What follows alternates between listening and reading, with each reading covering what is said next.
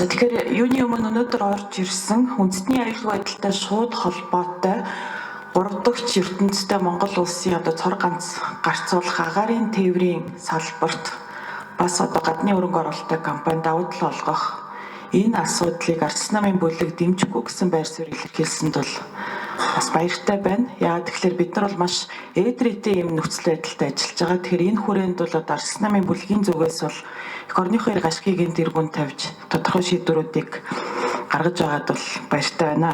За хоёрдугаар асуудлын тухайд гэх юм бол уул уурхайн бүтээгдэхүүний биржийн тухай хууль орж ирсэн. За тэгэхээр энэ биржийн тухай хуулийг бол нүүрсний хулгайтай тэмцэх зорилгоор баталсан гэж ойлгож байгаа. Гэтэл өнөө хэр 5-7 хувьцаат компани нийт борлуулалтын ердөө 20 орчим хувийн л биржээр явж байгаа. Бусд нь бол дандаа ийм урт хугацааны гэрээнүүдээр явж байгаамаа. Тэгэхээр биржээр явж иж ил дод нээлттэй байна гэсэн ийм зарчим байсан. Гэтэл засгийн газраас бол энэ биржийн арилжааг улам хумих цаашлаад бүр офтек гэрээний 2.0 хувилбар болох энэ бартер буюу бараа солилцооны гэрээг оруулж ирж байгаа нь бол бас зарчимгүй явдал гэдгийг бол бүлгийн дарга хэллээ. Тэгэхээр цаашид бид энэ уул уурхайн салбараа илүү нээлттэй ил тод болгох энэ зүйл дээр бас Ардчилсан намын бүлэг бол хатуу байр сууриа илэрхийлээд явна гэсэн ийм байр суурьтай байгаа.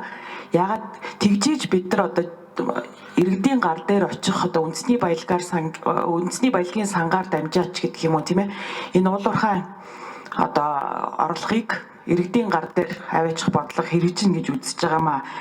За 3 дугаарт нь бол сүүлийн үед бол энэ ноолууртай холбоотой асуудал бол манай иргэдийн өдөр тутмын амжиргаанд бол шууд нөлөөлж ийн гэж харж байна. За малчтын зүгээс бол ноолуур авахгүй байна. Ноолуурын үн нодлон урьдчилан жилийнхтэй харьцуулах юм бол маш их хэмжээгээр унжийн гэдэг гомдлууд бол маш зөндөө гарч байгаа. Тэгэхээр манай хөдөө аж ахуйн салбар тэр дундаа манай малчид бол нодлон бас зудтай байсан. Орлого бол маш ихээр хумигдсан. За энэ жил гол хаврын орлогын их үүсвэр болох ноолуурын экспортыг бас тодорхой хэмжээнд хязгаарлалтантай холбоотойгоор малчтын өдөр тутмын амжиргааны асуудал бол маш хурцаар тавигдж байна.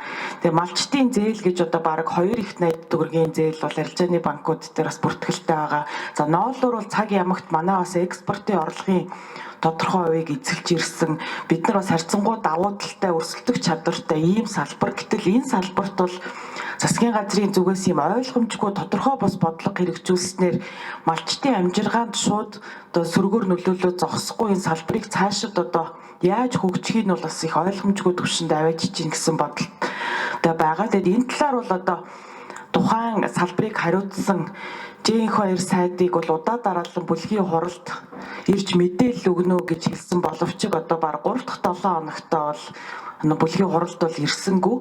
Тэгэхээр бол энэ асуудал дээр бол J2 сайдыг бол бас тодорхой хэмжээний хариуцлага хүлээх ёстой гэж харж байна. Тэгээд өнөөдрийн тухайд гэх юм бол 8 шарга зах дээр бол валютын ханш, долларын ханш 3600 төгрөг хүрсэн байна. Тэгэхээр бид бол өдөр тутмын иргэдийн амжиргаа, аж ахуйн нэгжүүдийн борлуулалт зэрэг маш тийм макро эдийн засгийн хувьд ийм ээдрээтэй нөхцөл байдалд ажиллаж байна. Тэгэхээр засгийн газар энэ удаад бол их тийм ухаалаг бодлого боловсруулж ажиллах хэрэгтэй байтал маш олон салбарт бол ингээд ийм ойлгомжгүй ийм шийдвэрүүдийг гаргаж байгаад бол бас гайхаж байгаамаа.